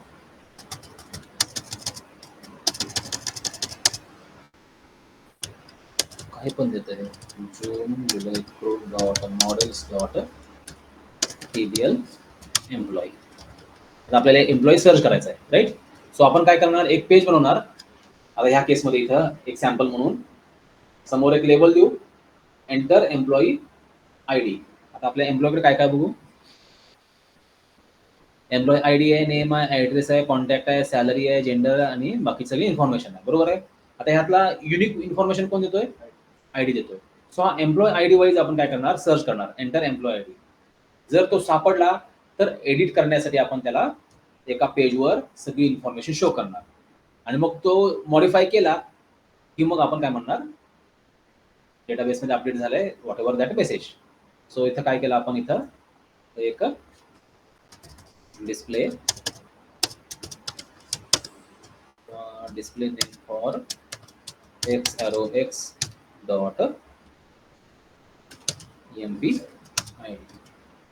आणि त्याच्यानंतर काय केला, @HTML.टेक्स्टबॉक्स फॉर घेऊ किंवा आता आपण नवीन शिकलोय तो एडिट फॉर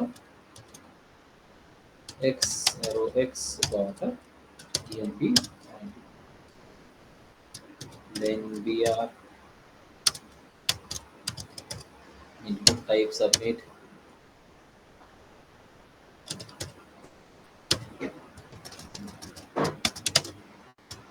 नेमची गरज नाही आपल्याला.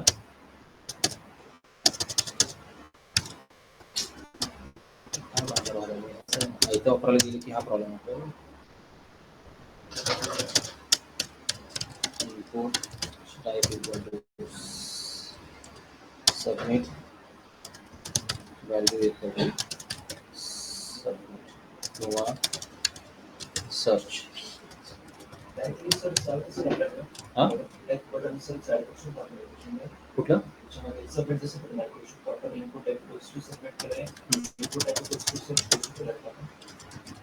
सर्च बटन मी कधी वापरलं नाही, बघावं लागेल सर्च बटन कसं आहे, किंवा आपण नंतर ट्राय करू. मी कधी वापरलेलं नाही. हे HTML ची नवीन टॅग पण जास्त मला प्रॅक्टिस नाही केली, तर भरपूर HTML अपडेट झाले आता. नाव सबमिट बटन. आता हा काय करेल, आपल्या या सर्च फॉर्मला, कोणता हा सर्च EMP आहे, या ऍक्शन मेथडला आपला एक ऑब्जेक्ट पास करेल, कोणाचा, TBL एम्प्लॉईचा. So go back to controller. हा गेटवाला आहे पण पोस्टवाला क्रिएट केला. सो HTTP पोस्ट इथं TBL एम्प्लॉई E. आता इथं हो, एका व्ह्यू साठी तुम्हाला दोन मेथड्स जनरली क्रिएट करणार, 2 or more than 2. एका मेथडवर काम करता येतं ऍक्शन मेथडवर, पण ते थोडं क्रिटिकल होतं. ते क्रिटिकल होऊ नये म्हणून काय करायचं, सेपरेट दोन, एक गेटवाली एक पोस्टवाली अशी क्रिएट करायची, किंवा मोर दॅन 2 पण क्रिएट करता येतात. जर मी 2 सबमिट बटन घेतले वेगवेगळे तर त्याप्रमाणे 2 पोस्टवाले मेथड लिहावं लागणार मला. ओके, नाव आता हिअर आपण पोस्टवाली घेतली. आता आपण सर्च करून घेणार आहे. ह्या आयडी वाला एम्प्लॉई खरंच आहे का अवेलेबल, असेल तर त्याची इन्फॉर्मेशन आपल्या ऑब्जेक्टवर टाकणार आणि तो ऑब्जेक्ट आपल्या एडिटच्या पेजवर पास करणार आपण. समजतोय? सो इथं काय केलं आपण, where emp equal to dbo dot dbl employees dbl employees dot first or default x arrow x dot emp id is double equal to e dot emp id. या आपल्या लॅम्बडा एक्सप्रेशन काय होईल, आपण जो काय एम्प्लॉय आयडी तिथे text box type करणार आहे तो एम्प्लॉय आयडी आपल्या डेटाबेस मध्ये एम्प्लॉय आयडी बरोबर मॅच होईल. जर मॅच झाला तर आपल्या ईएमपी मध्ये तो अख्खा ऑब्जेक्ट येऊन जाईल किंवा नल व्हॅल्यू येऊन जाईल. आठवतंय क्रूड ऑपरेशन आपण केलेलं. मग मी इथे काय करणार, एक कंडिशन टाकणार, if EMP is not equal to null. Null नसेल तर आपण काय करणार, public action result edit EMP केलं का आपण, edit EMP redirect to return redirect to action edit emp. याला दोन ऑप्शन्स आहेत. पहिला आहे तुमचा action method name, then route value. आता मला काय पाहिजे, हा जो ईएमपी आहे हा ईएमपी इथे आला पाहिजे टीबीएल एम्प्लॉई ईई मध्ये. समजतोय? सो त्यासाठी मी काय करणार, इथं ईएमपी पास करणार. हे कळालं? देन अदरवाइज एल्स सर ते रिटर्न करायला पाहिजे अजून एक नसेल गरज तर काढू नको म्हणून ना ते.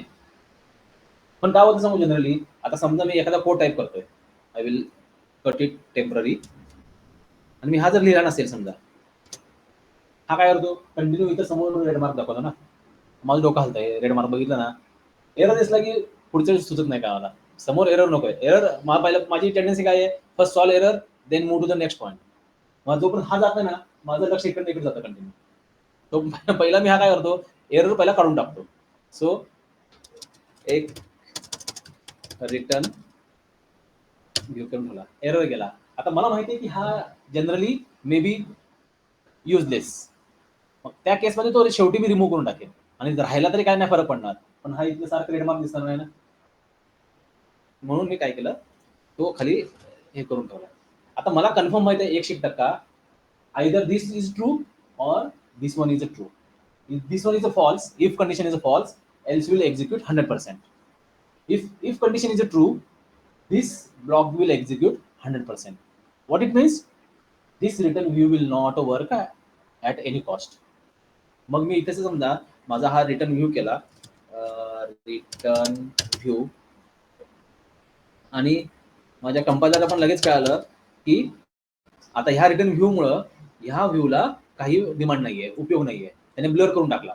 मग मला वाटलं ते मग हा रिमूव्ह करून टाकेन. जर माझ्याकडून चुकून हा एल्स लिहायचा राहून गेला तर हा व्ह्यू माझं काय करेल, याच सर्च ईएमपी ला महागारी पाठवून देईल. मग पाठवताना मी काय करणार, इथं एल्स मध्ये एक व्ह्यू बॅग क्रिएट करणार, view bag message EMP not found, सगळं इथंच ईएमपी नॉट फाउंड. मग आपण काय करणार, इथून महागारी परत जम्प करतो ना, कॉपी, तो त्याच व्ह्यूवर जाणार आहे. मग इथे आपण वरती एक मेसेज दिला, ड्यू h3 आपला मेसेज देऊन टाकला, आणि याला आपण एक स्टाईल सेट केली, style equal to colour colon red. काल आपण एक ट्राय केलता बघा. ओके, बघूया आपण येतोय का तो. Where is that? Close other tab, save all. आपला काय होता, एम्प्लॉय होता ना, सर्च ईएमपी, सर्च ईएमपीच्या इथं एक ब्रेक पॉईंट आपण ठेवू, म्हणजे आपल्याला कळतं की तो एडिटला येतो का नाहीये. अजून मी एडिटचं पेज क्रिएट नाही केलं, त्यामुळे तो तिथं जाणारच नाहीये, पहिला इथे येईल. सर्च आलो, एक्झिक्यूट केला.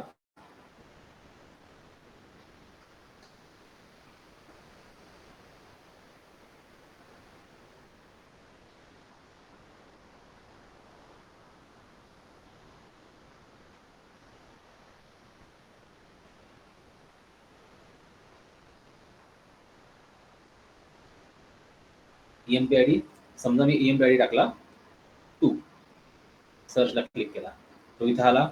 ई मध्ये बाकीचे सगळ्या व्हॅल्यू नल आहेत, पण आपली ईएमपी आयडी मात्र 2 आहे, कारण आपल्या बाकीच्या व्हॅल्यूशी काही देणं घेणं नाहीये. स्ट्रॉंगली बाइंडिंग केलं आपण, लूजली बाइंडिंग केलं तर चाललं असतं, काय प्रॉब्लेम आला नसता.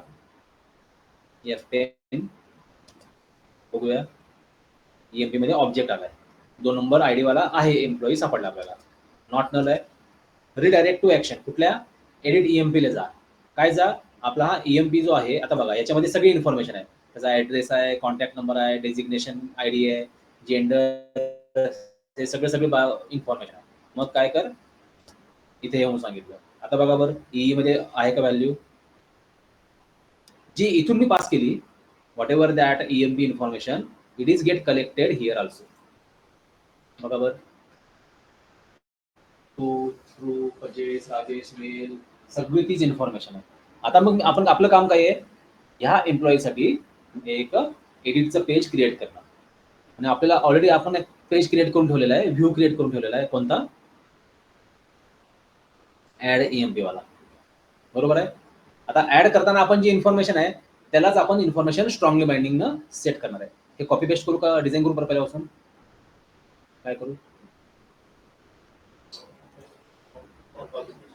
आता एडिट करताना मला काय लागतं, आपल्या ह्या फॉर्मवर एक ड्रॉपडाऊन लिस्ट पण आहे. सो ड्रॉपडाऊन लिस्ट साठी मला काय लागतं, लिस्ट क्रिएट फेच करून घेऊन लागणार आहे. हे बघा इथं आहे, दिसते कुठे गेला आपला तो ऍड ईएमपी, हा वाला, हा पण लागणार आपल्याला. सो एडिट ईएमपी मध्ये काय केलं आपण, पहिल्यांदा हा वाला कोड कॉपी करून घेतला. आता बघा, मला कोड 3 वेळा कॉपी करावा लागलाय, एकदा इथं पण खाली एल्स मध्ये कॉपी करावा लागला. सो अशा केसमध्ये जर कोड मी रिपीटिंग कॉपी करत असेल, what we do to avoid that copy paste, we will write one method and call that method at every place. समजतं. कॉपी एडिट मध्ये पहिल्यांदा एक व्ह्यू बॅक डेजिग्नेशन लिस्टची क्रिएट करून घेतली, त्याच्या पुढं खाली आला होता. आता काय करणार आपण, हा जो ई ऑब्जेक्ट आहे पहिल्यांदा व्हेरीफाय करणार, किंवा हा ई ऑब्जेक्ट मी इथं पास करून टाकणार. समजलं. हा ऑब्जेक्ट जाईल कुठं, एडिटच्या पेजवर, ऍड व्ह्यू, एम्प्टी, हे सगळे एम्प्टीज ठेवू आपण, विदाउट टेम्पलेट घेऊ ऍड. आणि मी काय करेन, या ऍड मधला हा जो, कारण ऍडचे डिझाईन आणि एडिटचं डिझाईन सेमच असणार आहे. ओके,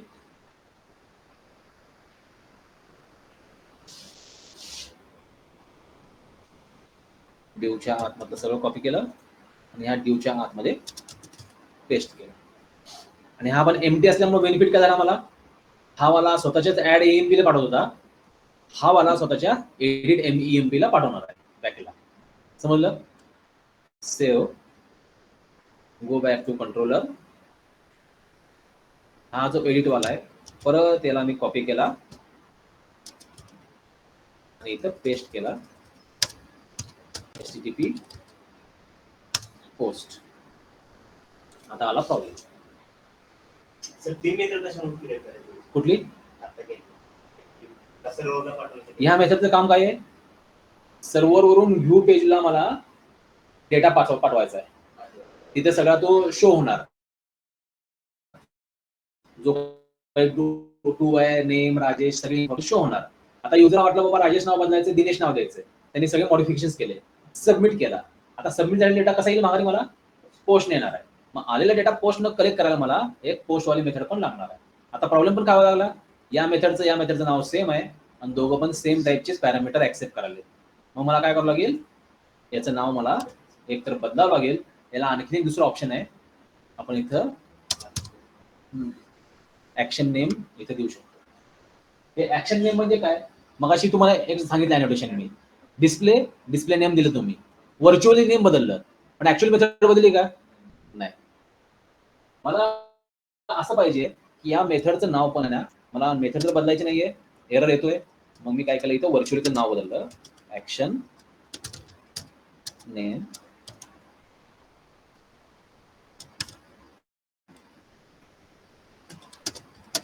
एडिट EMP पोस्ट आणि मग सॉरी आणि याला एडिट EMP1 दिलाय किंवा सॉरी नाव मी हे देणार. या मेथडचं नाव आणि ह्या मेथडचं नाव मला वेगळं बदलावं लागेल, बरोबर आहे. आता जर समजा मी हे ऍक्शन नेम दिलं नसतं तर मला काय करावं असतं, हेच नाव एडिटच्या इथं ऍक्शन मेथडला नाव द्यावं लागलं असतं, कंट्रोलरचं नाव द्यावं लागलं असतं, फॉर्म मेथड द्यावं लागली, हे सगळं करावं लागलं असतं, बरोबर आहे. कारण हा बाय डिफॉल्ट कोणाला माघारी पोस्ट करणार आहे, या नावाच्या ऍक्शन मेथडला, बरोबर. पण ती पोस्ट पाहिजे. मग पोस्ट लिहायला गेलो तर प्रॉब्लेम काय आला, सेम नावाची ऍक्शन मेथड मला लिहिता येईना. म्हणून त्यांनी दुसरं मला एक ऑप्शन दिलेलं आहे. काय ऑप्शन दिलंय, तुम्ही ह्या मेथडला नाव काय पण द्या, नो प्रॉब्लेम. फक्त वर काय करा, एक अनोटेशन टाका, ऍक्शन नेम. म्हणजे पोस्ट मेथडनं ज्यावेळेस हा डेटा माघारी सेंड करेल तो ऑटोमॅटिक या मेथडला तो पास केला जाईल. कारण तो व्हर्च्युअली काय म्हणतोय, ही मेथड एडिट1 नाहीये, सॉरी एडिट EMP1 नाहीये, तर एडिट EMP व्हर्च्युअली टेम्पररी. समजतंय? जर समजा समजत नसेल, झेपत नसेल, सिम्पली याला आपण डिलीट करून टाकू. पहिला एक दाखवतो मी, पहिला दाखवतो मग परत डिलीट करतो. ओके, परत डिलीट करून हे कसं तिकडे वापरायचं ते पण दाखवेल तुम्हाला. दोन्ही वेळेला दाखवेल, जे तुम्हाला इझी वाटेल ते आपण फॉलो करू. सो पहिला आपल्याला जायचंय कुठं, सर्च EMP ला. पहिला मग इथं आपण गेलो, एडिट गेटला पण टाकला आणि इथं पोस्टला पण टाकून ठेवला, सर्चला पण टाकला आणि इकडे आलो, save all, search, execute. Tool operation आहे ना, तुम्ही कसं बेंड करता तसं ते काम करतं. असं नाही करता येईल का आता आपण कोड सेवचे या ऍड सोबत सेवचे, तर ऍडच्या स्पेसवर आपण रिटाईप केलं काय याला ऍड काय करतं, सगळे टेक्स्ट बॉक्स मला ब्लँक करून देतं ना. एडिट काय करतं, त्याच टेक्स्ट बॉक्स मध्ये व्हॅल्यू फिल करून देतं. म्हणजे रोल नंबर 1 वाला हे बघ, याला एक्झिक्यूट करण्यापूर्वी मी काय करतो, ऍड EMP करतो. याने काय केलं, मला हे सगळे कंट्रोल एम्प्टी दिलाय, एम्प्टी. एडिट वाला एम्प्टी देत नाही, एडिट वाला मला त्यामध्ये फिलअप करून देतोय, हा फरक आहे. मग मला तिथं आतनं मेकॅनिझम लिहावं लागेल, इफ एल्स कंडिशन टाकून. हा जर एडिटचं ऑपरेशन आहे, pass that object with view. If ऍडचं ऑप्शन आहे, only return view, empty view, म्हणजे ते ब्लँक येईल. जर विथ ऑब्जेक्ट आला तर फिलअप होऊन येईल ऑटोमॅटिक. समजतंय? तेच जर आता आपण सर्च, अरे यार, सर्च EMP दिला, EMP ID 2 दिला, सर्च कंटिन्यू केला आपण, किंवा F10 केला, नल नाहीये तो. इथं एडिटला आला, एडिटला आल्यावर आपल्याला लिस्ट क्रिएट केली, व्ह्यूला आला आणि आपलं एडिट EMP पेज त्याने शो केलं. फरक काय बघा, ऍडला ब्लँक होता, एडिटला ब्लँक नाहीये, इथं सगळी इन्फॉर्मेशन आलेली आहे. जेंडर मात्र आलं नाही, जेंडर का आलं नाही बघू आपण, चेक करू. ओके, त्यानंतर इथं पण हा चेक आला. Okay, now I am changing some information, Rajesh Waghmare is from Solapur and his designation is a developer and a male. Submit. Check करा, तो आला का एडिट EMP1 ला, दिसतो इथं ॲरो समोर. जरी माझ्या व्ह्यूचं नाव होतं एडिट EMP, तरी सुद्धा तो एडिट EMP1 ला आलाय, नाव वेगळे बघा. का बरं आलाय, because of that action name annotation. याने काय सांगितलं की पोस्टवाली ही मेथड एडिट EMP नावाची. समजतोय काय आहे मेथडचं नाव, कंपायलरला देणं घेणं नाही. तो काय ऍज्युम करतो, हा ही मेथडच एडिट ईएमपी आहे, एडिट ईएमपी 1 नाहीये, आणि आता माझी मेथड एक्झिक्यूट करायला सुरुवात करेल. आता बघितलं आपण मध्ये, हे बघा, पहिला ऍड्रेस पुणे होता, आता सोलापूर आला. कॉन्टॅक्ट नंबर बदलला नाही आपण, डेजिग्नेशन नाही बदललं, बदललं, डेव्हलपर केलता 3 नंबर, मेल केलता, देन नेम राजेश वाघमारे, बाकीचं आहे तसं आहे, ईएमपी आयडी 2च आहे. आता इथे आपल्याला एडिटचं ऑपरेशन करायचं आहे. एडिट कसं करतो,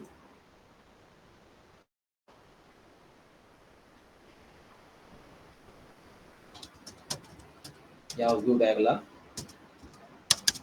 खाली घेऊन जाऊ, where EMP equal to first or default EMP find करून घेतला. इफ आता इथं ईएमपी जर 100% सापडणारच आहे, पण एक प्रिकॉशन म्हणून आपण नॉट इक्वल टू नल करून घेतला, चेक केला. जर असेल ईएमपी डॉट, आता यातले सगळे जे फील्ड आहेत ह्या इकडे कॉपी करून घ्यायच्या 1 बाय 1. ईएमपी डॉट, आपला ईएमपी कुठे गेला, त्यात काय काय आहे, ईएमपी आयडी सोडून ईएमपी आयडी कॉपी नाही करायचा, name address contact,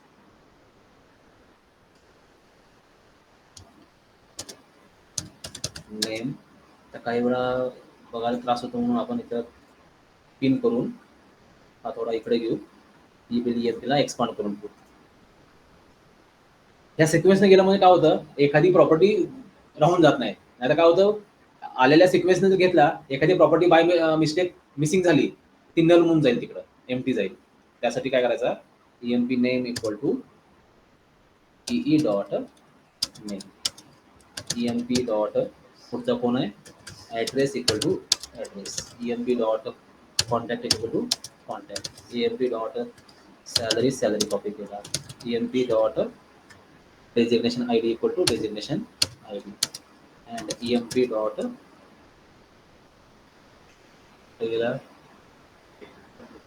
gender equal to E dot gender. आता ऍक्च्युली ह्याची गरज नाहीये, पण हे मुद्दाम करतोय मी.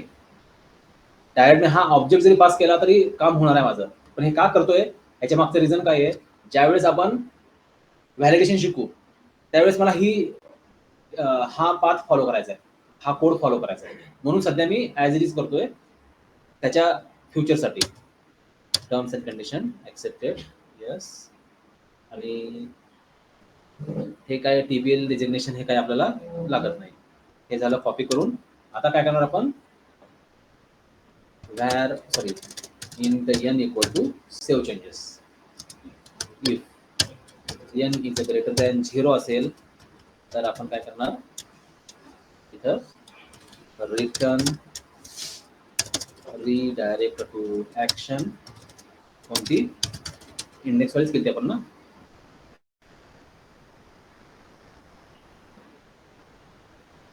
मेसेज शो करायला, इन्फॉर्मेशन इन्सर्टेड, याला आपण ऑब्लिक अपडेटेड असं म्हणू.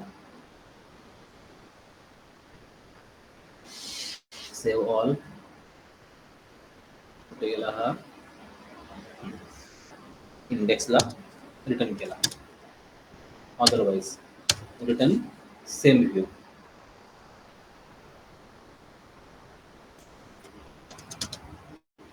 किंवा इथे रिटर्न सेम व्ह्यू आता करण्याच्या ऐवजी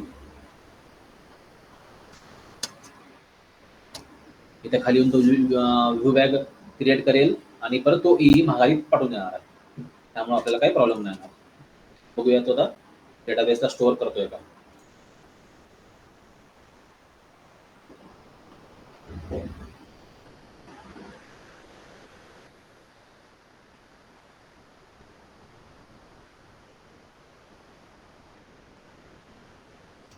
टू नंबर सर्च केला, कंटिन्यू केला,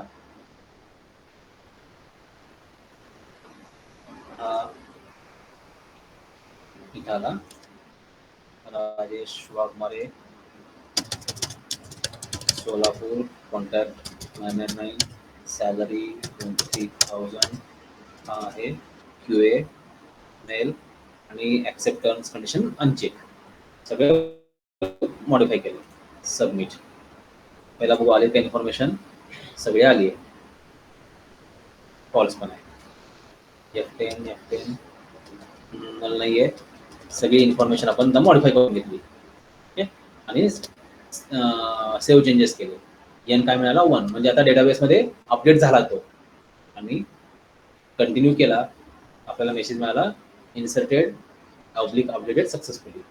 परत काय केलं आपण, सर्चला जाऊन बघितलं की खरं आहे का तो. Sorry, employee search EMP to search continue.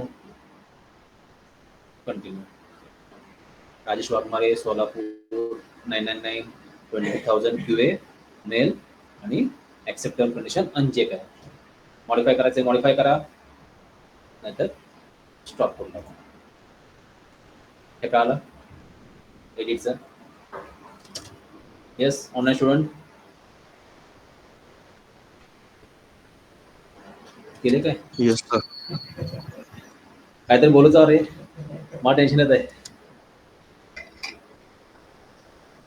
मागे एकदा मी अर्धा तास लेक्चर घेतलेलं ऑनलाईन करून होतं. नेटच बंद पडलं होतं. काय करा, फोन पण करणार कोण.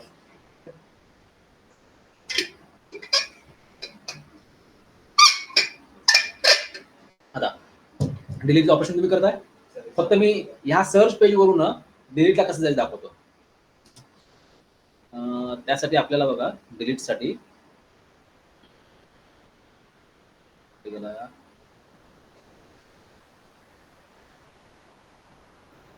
Search search search search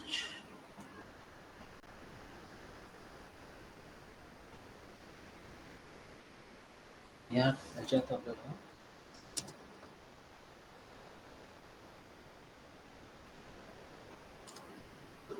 button तर येणार. त्यासाठी आपल्याला सर्च साठी परत सेपरेट लिहावं लागेल. तर हो, काय करा, आपलं प्रॅक्टिस किती आहे? 12 ते 1:30 ना. मग 12 वाजता प्रॅक्टिकलला या. तोपर्यंत 12 वाजता हा वाला एडिटचं प्रॅक्टिस करा. मी तुम्हाला तो एडिट सांगतो. कारण काय, 2 बटन घेतले ना, दुसऱ्या बटनवर तो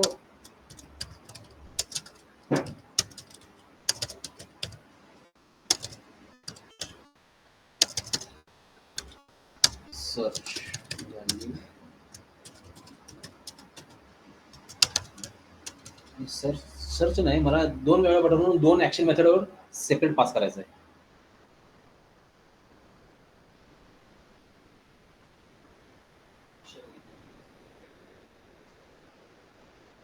कोर मध्ये करता येतं, इथं बघावं लागेल. सर्च न काय होतंय, तुमचं सर्च टेक्स्ट बॉक्स तयार होतं.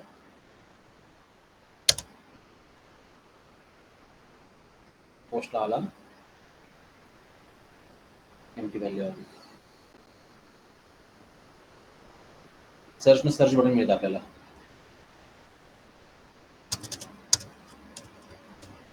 खूप बघतो मी, ते बघून सांगतो मला. गिट चेंजेस,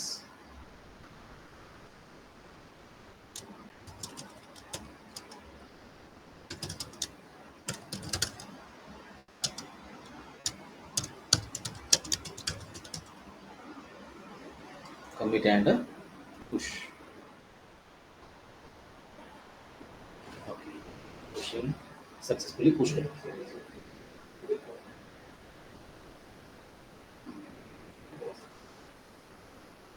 Okay, stop press इधर.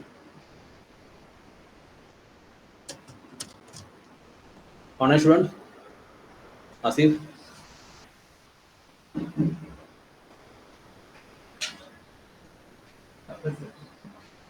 चालेल स्टॉप करू, मीटिंग लेफ्ट चालेल.